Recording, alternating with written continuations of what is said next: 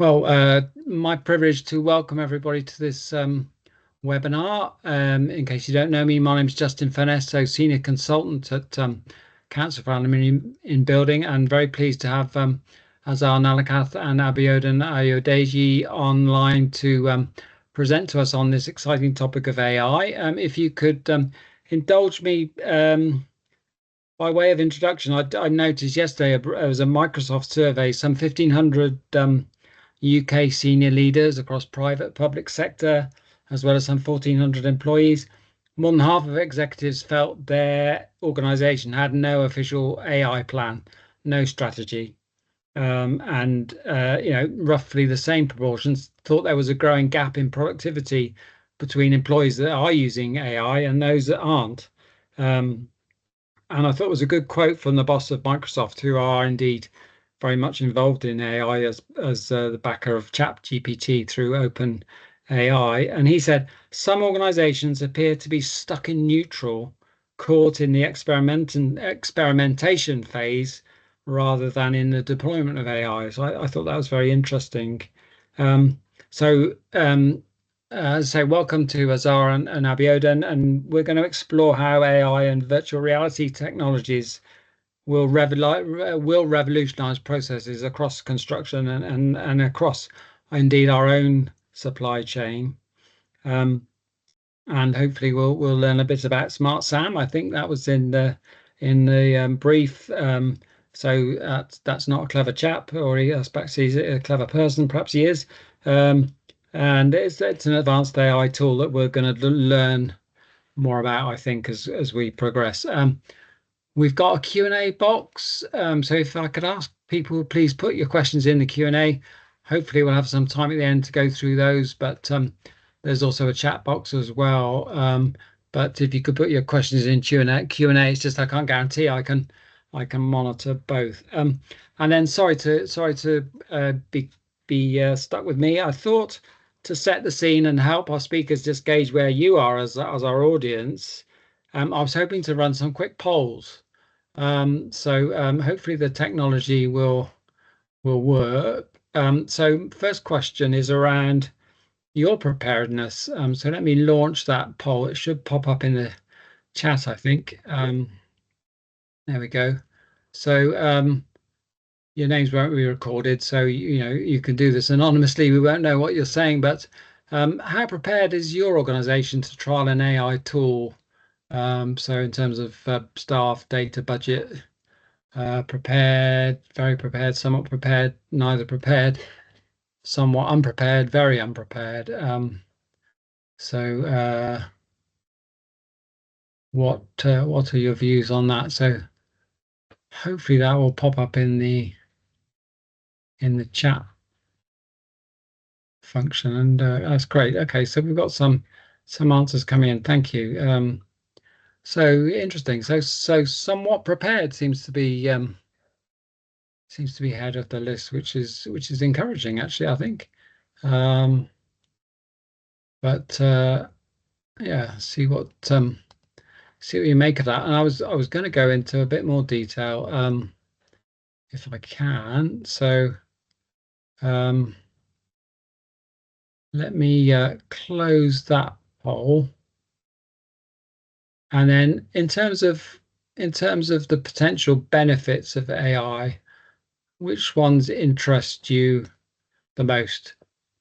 Is it faster design, less material waste, fewer errors, rework, better forecasting, something else?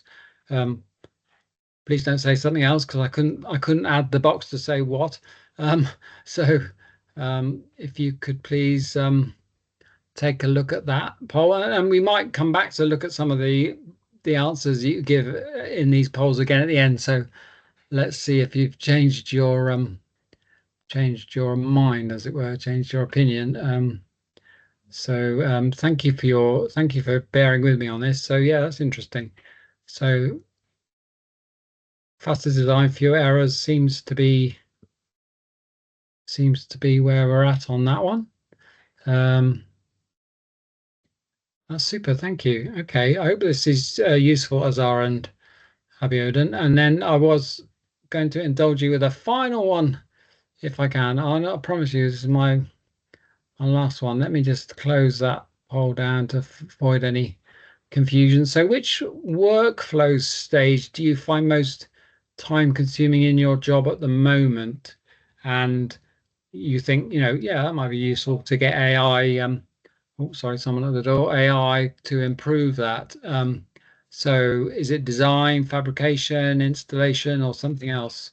Which workflow stage do you find the most time consuming and would consider applying AI to improve? So let's see how we're going on that one. So wow, yeah, overwhelmingly on the design side. That's very interesting. Okay, so as our Abiodun, I hope that's been useful to just soak up a few minutes Yeah, um, yeah.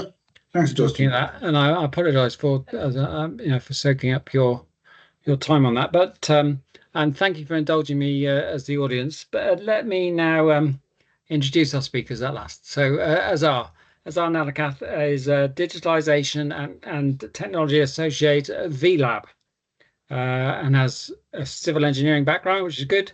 Specialized in VR and AI and 3D scanning, so a lot of experience around laser scanning, BIM, digital twins, that type of thing. So very much an interest in sort of streamlining workflows and resource management. And Azar will speak to us first, and then Azar will introduce his colleague Abiodun Ayodeji from Brunel Innovation Centre, part of Brunel University London, although you're based in Cambridge, I think, aren't you, Abiodun? And he leads a research team that leverages cutting-edge AI tools to solve business challenges in a number of sectors, including construction, and worked on a number of innovative tools and AI-based solutions to optimize business processes. So that's quite enough from me, guys. So Azar, over to you, please. Thank you. Thank you for the introduction, Justin. I just share my screen. Let me know that if that's visible. Sorry. Yep. Hello everyone. Thank you for being today. And thank you for the introduction to Justin. So my name is Azhar Nalagat. I'm a digitalization and technology associate at VLab. So what that means is I work as a virtual training VR training developer. Also, basically means I build AI-driven VR training solution, the kind of training that make training safer, more engaging, and more effective. As mentioned earlier, I also work on reality capture, site scanning, quality testing, and digital twins. Fancy terms, but really it's all about bringing real-world environments into the digital space. So the idea is so that we can train people better. And my background is in civil engineering, so I have always been interested in how technology can improve construction, manufacturing, and installation processes. And that's exactly why we are here today to talk about one of our projects called Safe Extend. So it's an AI-powered virtual reality training platform, and I'll be showing you how it can transform the training and the industry. So um, before we talk much about how Safe Extend work or what it is, let's spend some time to actually see what's the issues, why we need a better training in the industry. So one of the biggest challenges that we are facing across fabrication or construction or any industry is the skill shortage. The demand for workers, skilled workers, uh, is increasing, but the supply is not just keeping up. A lot of experienced workers are retiring, and we are struggling to replace them fast enough. Now, the traditional way of learning on the job, it doesn't just scale anymore. So we can't afford to wait years to hire new people, gain the expertise they need. And especially our industry with that requires very specialized skill set like handling large glass panels, installing facade, operating machineries. what else, like applying the sealants. So if the workers don't get proper training, it's not just about inefficiency. It can lead to major safety risks, and that means costly mistakes. So, and apart from that, we have the way how we train people today. So it's either classroom based, where workers sit through long presentation, or it's on the job training where they shadow experienced workers. So neither of these are particularly efficient.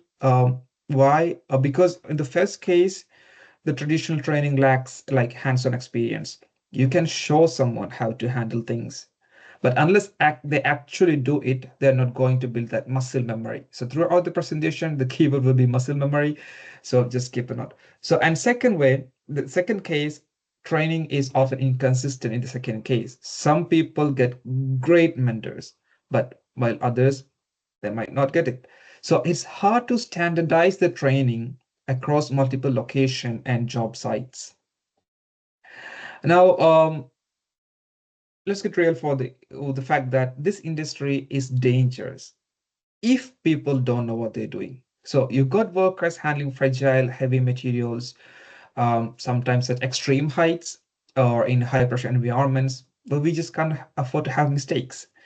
And according to industry reports, a significant percentage of workplace injuries that comes from improper handling of materials or falling from heights during installations and so on. So when workers are undertrained, they are more likely to take like unsafe shortcuts that might lead to accidents, um, damage to expensive materials, or sometimes even legal liabilities for companies. So these are some challenges in the industry. So the last one is like, especially in a diverse workspace, language barrier. Many workers in the industry come from different backgrounds, different and traditional training materials might not always be effective for them. And then there is the issue of memory retention. So research shows that nearly 50% of people, so of what they learn within a day, if they don't actively apply, by the end of the week, the by end of the day they will forget it, and by the end of the week that number may be up to 90%. So just a few things, like we have skill shortage, we have training methods, safety risk, and retention challenge. We have all these issues. These are big problems, but we have a technology driven solution, and that's what we have. That's what safe extend is built for. So before introducing, we talked about why the traditional training is not enough. Now, let's talk about how why safe extend works. To explain this, I want to introduce you to something called the Edgar Dale's Cone of Experience, which basically explains how people learn best. So on the top of the cone, we have things like reading and listening to lectures. These are the least effective way to learn, because honestly, most of us will forget almost everything we just read or hear after a few days, just like in this session. Maybe you might not remember it.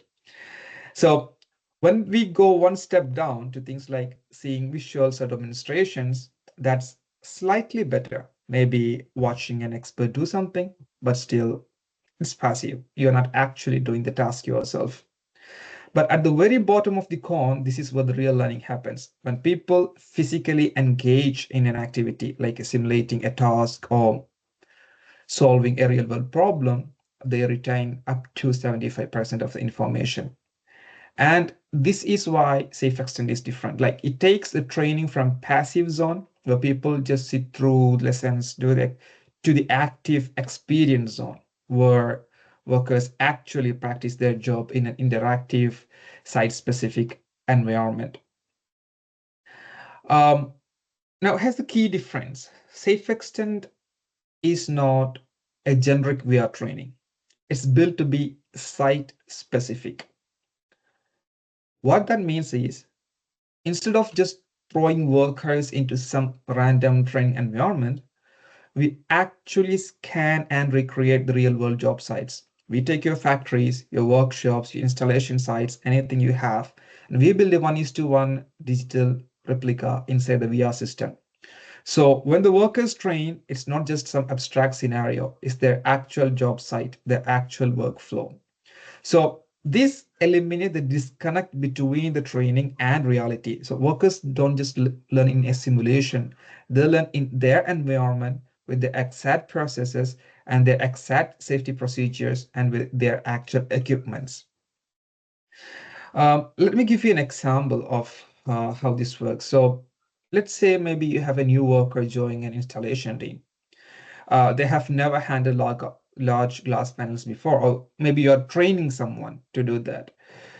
Now, if they're training them in the traditional way, the first time that you have to give them you have to show them maybe watching a video, maybe manual, they might understand what the process, but when they actually get on site, everything changes.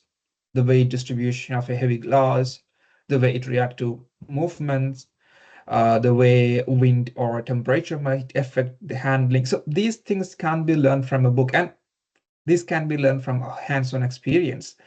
But there's a great risk associated with safety and costs. So what if someone drops a glass? That's the issue. So, but with Safe Extend, we simulate the entire experience in VR. The worker can actually practice lifting, tilting, securing large glass panels, everything in a 1:1 virtual version of their job site. And because it's risk-free, they can make mistakes. You can make mistakes as many times as you want in the VR and without damaging real materials or putting themselves in danger. So what we are doing here is not replacing the hands-on training, but supplementing them. We are bridging the gap between the training and reality so that by the time they actually handle the real glass, they have already built the muscle memory and instinctively know what to do. Like it's an instinct, so they just do things. Another example will be in safety procedures like maybe fire evacuation training. So think about how fire evacuation training is typically done in most workplaces. Like many workers are given a handout with exit routes, or they sit through a safety briefing. Maybe they have a fire drill once in a week or once in a month or once in a quarter. And but then even it's controlled, predictable, and the problem is that they don't really simulate a real emergency situation. But with us, we do things very differently. So instead of telling workers what to do, we actually place them inside a simulated emergency scenario. Imagine you are in a VR environment and suddenly there's a fire alarm. Smoke starts to fill the room, the exits are harder to see, maybe hallway is blocked. What do you do? So this is where we have teach instinctive reaction training. So workers physically navigate the evacuation route in real time, in and this is done in a digital replica of their actual workplace, not just a generic office or building. So they experience what it's like to like find alternative exit, how to handle low visibility, and even how to assist the co-workers safely. And the goal, that's muscle memory. So in a real emergency, they don't panic. Instead, they react because they have already been through this in VR. So this doesn't apply to like fire drills. So this can we can simulate anything you want in case of safety procedures like chemical spills or for any thing that you need like workplace hazards. So the idea is to prepare workers for exact safety challenges that they will face on the job. So um, we have covered why Safe Extend works. Now let's talk about how it actually does it, what it does. So the way we achieve this, the way we do this is through three core steps. The first one is site-specific scanning. And then we have AI-assisted virtual model generation or creation. And then we have tailored training modules. So the first thing, the site-specific 3D scanning, which is a crucial part of making the training much realistic and relevant. So what we do is, how do we capture this? How do we create a digital replica of your site? So we use high precision scanning technologies, like we have LiDAR, we have 360-degree cameras, we use drone photogrammetry, and even handheld scanning devices. And we do this to capture every detail of your work environment. Now that part is done. We got the data. Next step is making use of AI to create a digital replica of the site, which Abhiran will be explaining in detail in the next session. Now, once we have the site digitized and the AI built environment, we move to the most important part, tailored training modules. Every company, every role, every worker has different training needs, right? So someone working in fabrication might need a different training approach than someone working in installation. So that's why we don't have a one size fits all training solution. It's adaptive. So training programs are customized based on specific job roles, skill levels, and company standards. And the best part about this is, since this is a virtual environment, workers can like repeat training as many times as they need without the risk, without material waste, without disrupting ongoing projects. So let's just talk about like some some real world use cases that we have. So one of the most immediate thing that comes to my we had was refresher training. Now, here's the issue. Skills fade over time. So if workers are not actively practicing and reinforcing their knowledge, they start forgetting key details. For example, if a fabricator working in a glass cutting machine might only need to adjust a certain setting, or I'm not really sure about that, but they might not just need to adjust certain setting or safety measures once in a while. But if they go months without doing it, they might forget the exact process, and that could lead to costly mistakes or even injuries. So we solve this by offering quick, short, immersive refresher training modules, and that allows workers to revisit and practice the key skills anytime they need to, and they don't have to wait for a formal in-person training or retraining sessions. Now, another major area that we focus on is equipment specific training. Another biggest challenge in the or in not only in glazing but in all industry is that not all the equipments are same. So workers often move between different brands, models, generation of machines, or an even small variation in control. Anything can might cause confusion and can cause confusion. Yeah. So let's say a worker is used to operating one particular brand of glass lifting equipment. But then they move to a new project. They use completely different model with different weight distribution and things like that. So even though they're experienced, the small difference might lead to hesitation, and that can cause inefficiencies. Or imagine you are training new people, workers. You might not be able to stock upon all the type of equipment from all the manufacturers. That's expensive. So we can eliminate this problem where workers can train on specific machinery with a realistic scan, and they can learn exactly how to operate, adjust, and troubleshoot different settings before even they really touch the real thing. Now, another major challenge in the industry is language barriers. So, as I mentioned before, many teams are multinational, especially in the UK and or Europe. The teams are multinational, multilingual.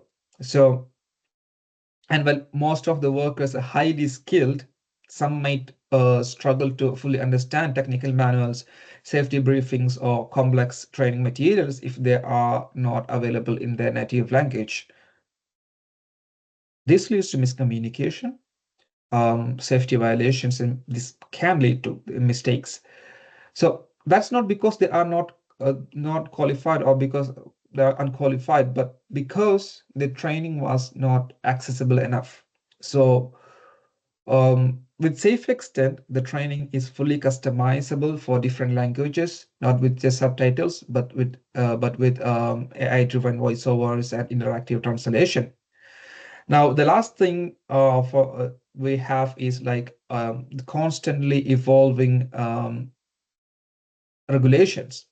So for companies, this means one thing: keeping workers updated is now a never-ending task. So if a new safety protocol is introduced, how do you ensure every worker is trained immediately and correctly? So this is something what we can do. We can have instant updates to training modules. So the moment the new training regulation is introduced, we can update the training content, push it across the teams, and ensure that everyone is compliant without delay.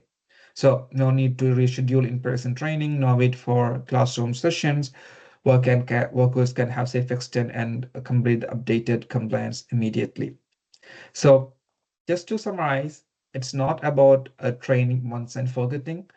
It's about ensuring that workers can constantly refresh, refine, and reinforce their skills, no matter what language they speak or how the industry evolves.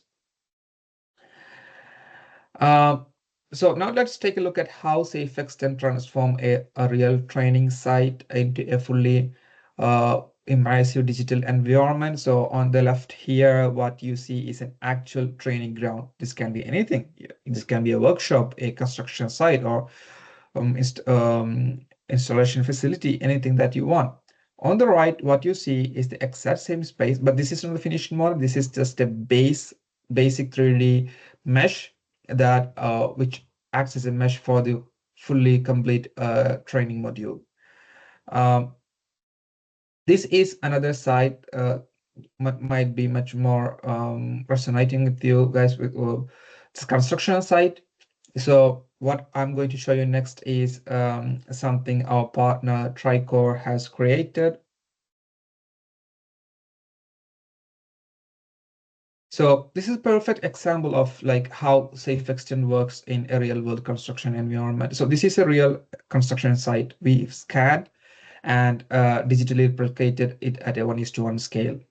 This is not just a rough model, so it's an exact high fidelity replica of the site. Every hazard, every elevation, every obstacle, everything is accurately placed. So the idea is workers can train in a fully immersive version of their job site before ever stepping foot in it. So when the workers put on the VR headsets, this is exactly what they see, the full construction site recreated in the digital form. And it's not just looking around, it's fully interactive.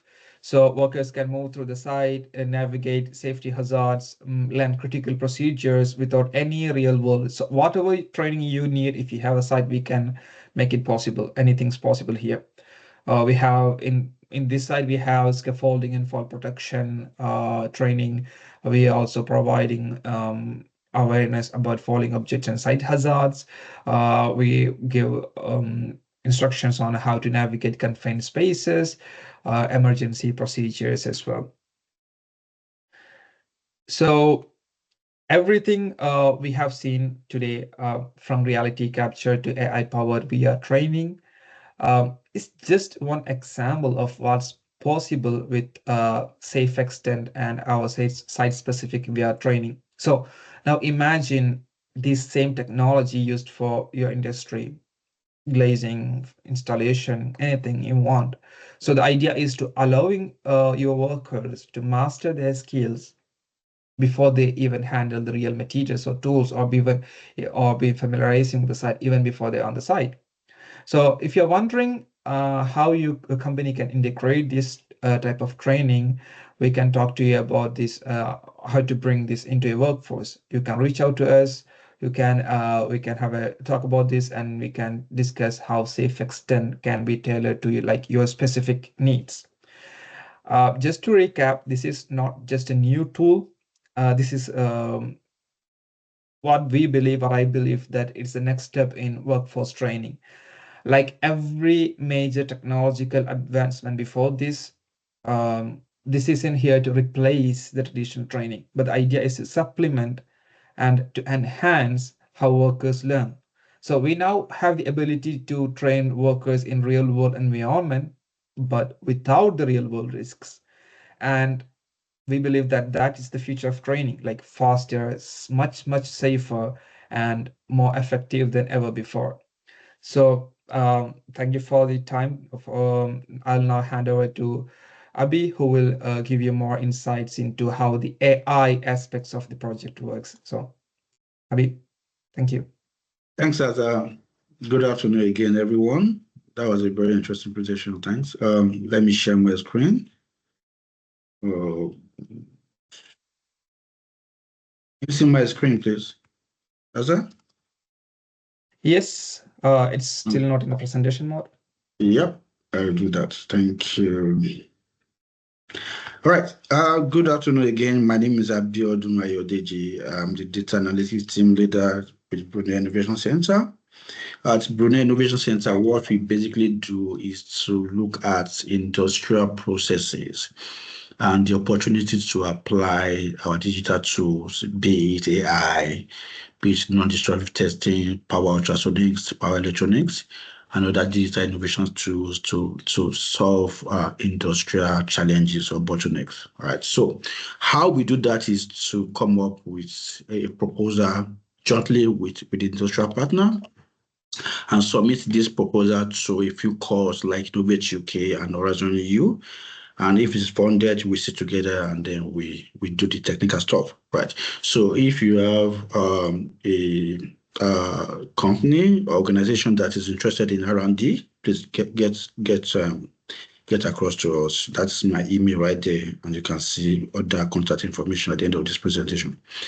Right. So Azar has already laid the foundation for this talk. So I really don't know. I don't want to dwell on the story that I wanted to narrate here to actually give you the idea behind this project. But I think Azar has done a very fantastic job in creating that background. So basically, we want the worker to get trained before they encounter the real world, because sometimes the real world is very chaotic, and can be intimidating when you are not skilled enough to work in the real world. A little bit of my background. My background is in nuclear engineering. And in the nuclear industry, we are always looking at how to get things right the first time, right?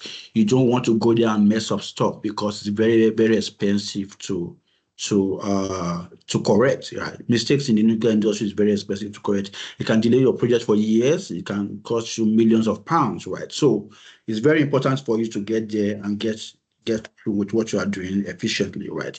And that's why I think this tool that we are developing, this project, is very important, both for the construction industry and another industry out there, honestly.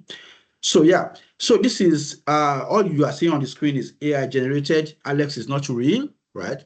Alex is a hypothetical worker that goes to the job site the first time and gets very overwhelmed based on what it says on the site. And we are thinking in this project, how can we make Alex less nervous when he goes to the site, right? And one way is what Azar has already described. If Alex gets trained properly, it's very likely that he goes on site and does what he wants to do and get it right the first time.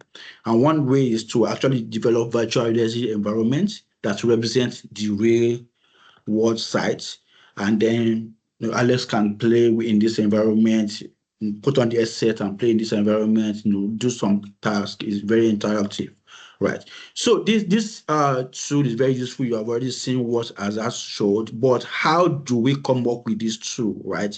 How do we make it very interactive, very realistic? How do we develop the environment so that what you see is exactly what you get when you go to the site, right? And that's where the AI aspect comes in, right? The question we are trying to answer here with AI is how do we optimize the VR content creation process or VR development process, right? And then we spoke with our partners, Tricor, and they came up with three different aspects that they think AI can be useful, right? The first is segmentation, right? They want to, for instance, you have a LiDAR scan. You go on site, you scan the sites, and you have this scan. Sometimes the scan is not perfect. Sometimes the scan has holes, right? It has noise, very noisy, it's very disorganized sometimes. So how can you make AI, how can you use AI to actually bring that scan to be useful in VR environment? And one way is to actually use AI to segment objects that you can now pick and drop in your VR environment, right? And that object can be a status object or not, depending on your use case. Another AI application in this project is object counting. For instance, if you are an installer, you want to remodel or repair a hotel, and you have done this kind of the hotel, you have the latest kind of the hotel, and you want to count how many windows are in this hotel for you to know what you will manufacture and what you are going to install. For instance, you can just prompt. Is it possible to prompt the latest scan, and then get the number of windows in the hotel, the number of doors in the hotel, and the likes, and it depends on the material you are looking for, right? And again, when you are in a virtual reality environment, you want it to be as immersive as possible, because attrition is a big deal. People drop out of even online courses if they don't get, if they don't get immersive experience. So one way we also use AI here is to actually develop a realistic voice. Yeah, there are text-to-speech algorithms that we used in this project to convert text that you will hear in the VR environment to speech, and to make sure that that speech is as human-like as possible, right? And also there's a possibility to clone voices so that the user or the trainee can select the voice they want, and you can listen to the voice that you want in the VR environment. We think it's very, very important to retain people, retain attention while getting trained in the environment. So let me quickly share what we have done, the tools we have developed in the next few slides. That's what I'm sharing, the tools we have developed in this project and how that tool is transforming the VR content curation. In this photo you are seeing down is one of the scans that we have from our partner. Yeah, that's the real scan of a construction site. Because of confidentiality issue, we will not be able to show the risk scan the way it is. Apologies for that, but I guess this picture will give you an idea of what we work with here. So what we are trying to do is to segment that scan. What that means is that we want to pick and select objects from that scan, and then turn that object into mesh, and then put that mesh in the virtual reality environment, such that for a hypothetical worker, Alex, when it goes to site, it sees the exact object that is going to see on site in the virtual reality environment. So it's much more realistic that way. So there are a lot of models that are being used for 3D object extraction or 3D object segmentation, but they are still developing, right? They are not advanced yet. They are not in commercial use, and it's just at research stage. But for 2D object segmentation, is very advanced, right? You are also using some of those on your phone.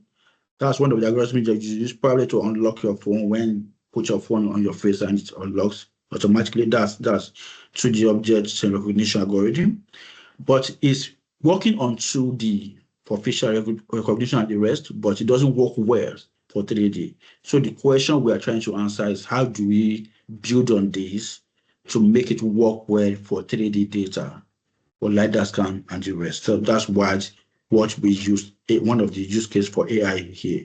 So for instance, if you look at a typical scan, this image is from a scan, it's a 3D point cloud.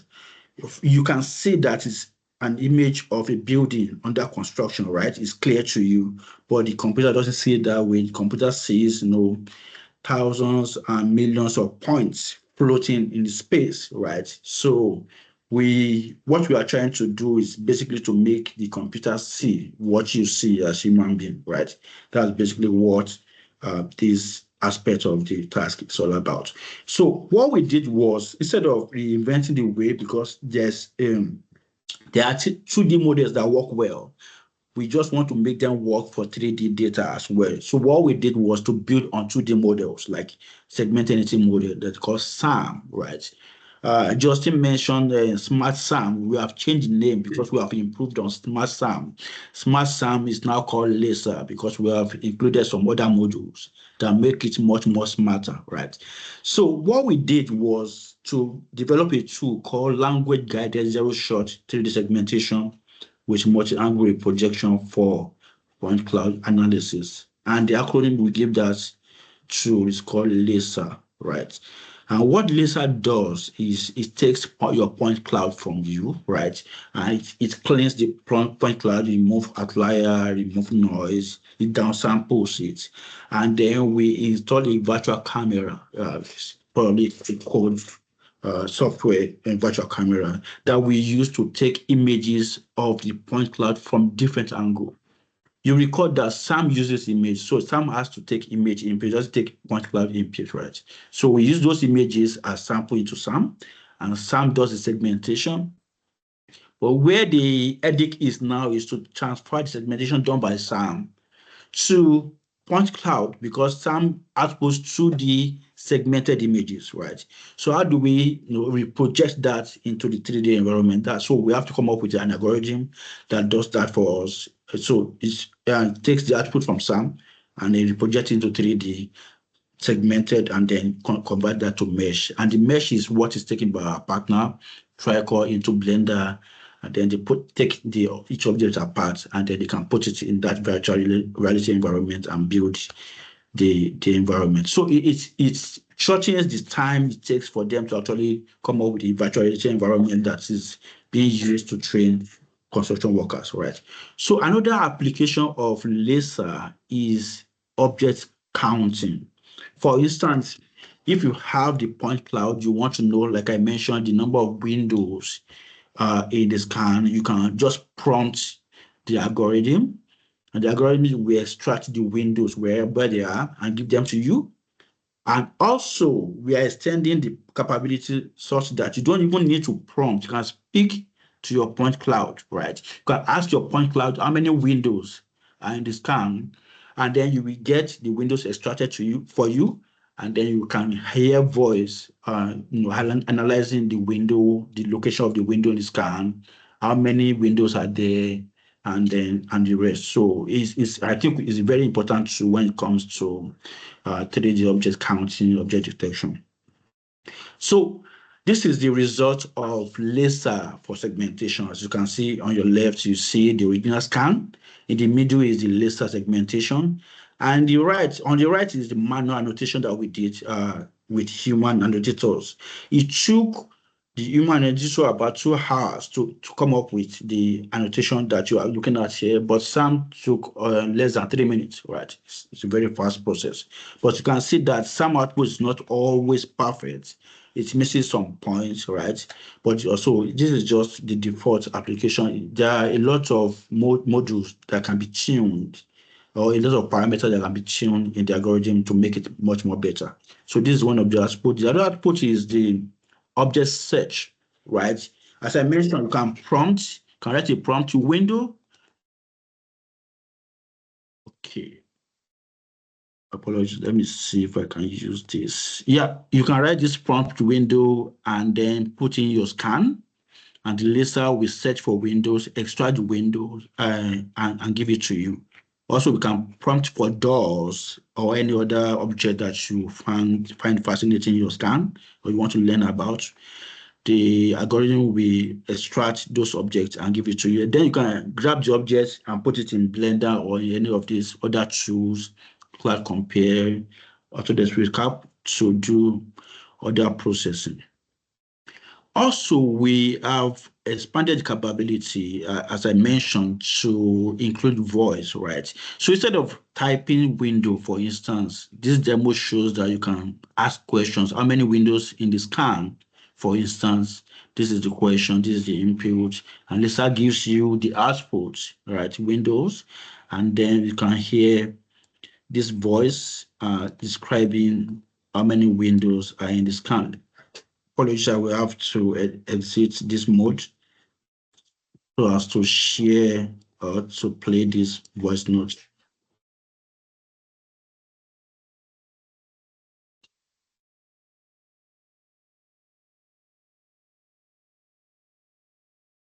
Not coming out, Abiodun. Sorry.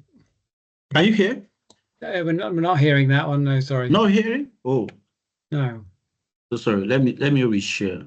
I think it's okay. I see. See why. Apologies. Garage or extension. What about now? Hello there.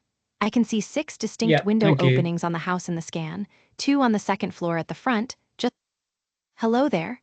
I can see 6 distinct window openings on the house in the scan, 2 on the second floor at the front, just under the roof peak. 1 on the ground floor at the front, near the main entrance. 2 along the side wall, 1 on each floor. 1 in the attached garage or extension section. I am not counting the large rectangular openings that appear to be doors or a garage entrance, as they are not windows. Yeah, so that gives you the feel of what you can get from this algorithm in terms of voice and in terms of output from the scan. So let's rush through the rest of the PPT. Hello because we there. are pressed for time. So you must be wondering, what if you don't have LiDAR scanners? Because LiDAR has a lot of issues when it comes to the quality of the scan. It may have a lot of holes, like I mentioned. Also, you need the expertise to actually go to a site and scan with LiDAR and cameras. And then sometimes you need to use drones to capture the point cloud. Sometimes LiDAR can be very heavy. You need a lot of computing resources to process it.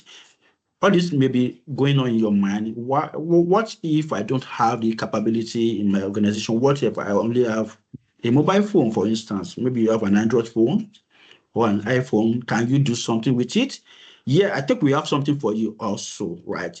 There's another technique that we are exploring right now called Gaussian splatting or neural radiance field technique, right? Basically, you do not need LiDAR for this. You only need your smartphone, and you can walk around the construction site and get the object of interest or area of interest. And this object or area can be converted to 3D model that you can import into your VR environment and create a story around it. So we think this is a very, very important improvement or updates when it comes to 2D to 3D modeling in VR. So basically, what Gaussian splatting is not a machine learning based approach. It's just an algorithm that treats points as splats. Right, and the equation right here is showing how the smoothness of the splat is being is determining the dimension of the splat and the size of the splat that's being determined by this function right here. But for neural radiance field is a machine learning based approach. You need a multi-layer perceptron to actually use that technique. So, but these two techniques are different, but they give similar results and they work on photos, right? Images or videos, right? You don't need expensive LiDAR scan and the rest. So let me show you some kind of output from Gaussian splatting on neural radiance field algorithm. This is a video taken by a partner by just walking around his car, right? And we are able to convert this video to the object you are seeing here. Apologies, I will have to exit again so that I can show you. This is a 3D object. This is the car, right? 3D object of the car that you can just drag and drop into your VR environment, right? So that is one of the capabilities that we are empowering our partners with when it comes to AI. Also, this is just a flat image. It's not even a video. It's just a single image. We drop it into the algorithm, and then you can get something like this in 3D. And this can be exported into your VR environment and can use it. Right. There are other items or objects that we have converted. This is another safety vest. So it's another output from the Gaussian splatting algorithm. This is a hammer. You can drop it and the avatar can actually use it in the VR environment. These are houses also converted from the algorithm. So this is safety goggles, just to show you what is possible with this algorithm, right? And then there are other things that we also converted. This is another tool that we converted for partner Tricon. I think this is from for Tricon, and this is a drill from just an image or 3D or video, just 5 seconds video of the object. You can get your 3D model and you can import it into the Unreal or Unity and you can build your virtual environment. So that's some applications of the AI in this work. All right, so let me see. I think I have a few slides to go. Apologies. So benefit, of course, it's very good for automation. You can automate some of these processes. You don't need to do a lot of manual work. It shortens the time it takes for you to probably inspect if that is your use case. And also it gives you much more realistic output, right? And who is it for? It's for everybody that uses either point cloud if you want to use laser-based approach or virtual reality content creation, if you want to use the Gaussian splatting approach, BIM development, robotics, and also hopefully for glass manufacturer, glazers, and installers. And I see that most of you are interested in design. I really love to hear what you would like to use AI for when it comes to design, right? So we have a summary table of how it can be useful for you. But again, you wear the shoes, you know where it pinches, right? So we'd like to hear from you where you think this technology can be applicable, right? Thank you very much. We take questions now. Thank you very much, Abiodun and Azar. Yeah, so everyone's on mute, so you can't hear the cab clap, but yeah, there's a cab clap going on, I'm sure. Thank you. That was really really interesting. I can't see any questions in the Q&A box. Feel free to put your hand up if you'd rather speak, and I can unmute you, I think, manually and do that. That was very interesting. And it's interesting, obviously, as an industry with, I think this is more of a comment on my side in terms of, obviously, post the Grenfell Tower tragedy, competence is a big issue in our sector in terms of training and how installers, etc., are trained. And I think it's interesting. Just the other day, we were having a discussion around, well, classroom training is all very well, but you know, you need to get them out, sort of boots on the ground, as it were, to actually see how this works. And your presentation gave a tantalizing view of it, sort of halfway house, really, that where you could use that as part of the training. So I guess it comes down to cost at the end of the day, doesn't it? For a lot of people. So I appreciate the work you've done in making it more accessible through using mobile phone, for example. Being able to reduce the cost of it, I think is really important. So I think we'll need to look at how we might work with yourselves and AI to sort of bridge that gap, if you like, between sitting in a classroom and actually engaging people with the reality, and then how do you do that without the cost and, as you say, the real life dangers that you have. So not just health and safety, but also more widely. Maybe if I could ask a question, more of a question in terms of, obviously, when we did the polls, design sort of came up as a big sort of area where they thought this could potentially be really useful. I wondered if you could say a little bit about how you would see that helping in the design workflow. All right. Is that regarding the AI application or the design of the pole itself in VR? Good question. I suppose it's a bit of both, really. But yeah, let's take the initial design from you've got a piece of paper and you're starting out with the design process. So there are two ways, Justin, to answer this question, because I don't really know how you design in your industry. But industry I'm familiar with, we use CAD tools, right? All these softwares. AutoCAD, yes, absolutely, yes. To design, all right. So if that is that's the approach, the area you are looking at it from, there are a lot of applications that are using AI to actually aid what you can come up with in CAD, right? Computer, when it comes to those softwares and the rest. And if you have the tool, you have your design, you want to optimize your design. There are also tools, AI tools that you can use to actually optimize the kind of design that you can do with the tools. But what I have seen work is using the tool in its original environment, right? For instance, maybe you are using some CAD tool, you want to use AI, it works best if you have your AI in your software as opposed to using, for instance, the algorithm I presented and then using the output in the CAD environment. Because sometimes that interface just doesn't scale.